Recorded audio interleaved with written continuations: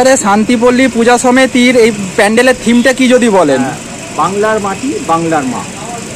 কারণ যদি তুমি বলো বাংলার মাটি বাংলার মা কেন, পশ্চিমবঙ্গ থেকে মা আর মাটির সম্পর্কটা অনেকটাই দূরে সরে যাচ্ছে মানুষের থেকে।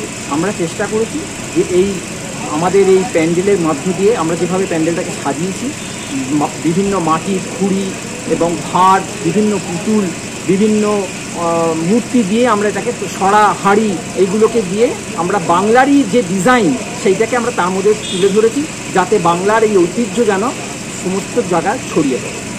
আপনাদের এইবারে এই থিমের মানে পরিকল্পনা কিভাবে আসলো, এই যে সরা দিয়ে মাটির ভাঁড় দিয়ে এইগুলো দিয়ে করার? আমাদের এই পরিকল্পনা এসেছে এইভাবে, যখন কিনা সারা কলকাতা শহর যেভাবে প্যান্ডেল করছে তাদের মধ্যে সমস্ত কিছু টেকনোলজির একটা ছোঁয়া আছে, এবং এই টেকনোলজির ছোঁয়াটা থেকে আমরা একটু বেরিয়ে আসতে চেয়েছি। এটাই জন্যই আমরা এই থিমটাকে নিয়েছি।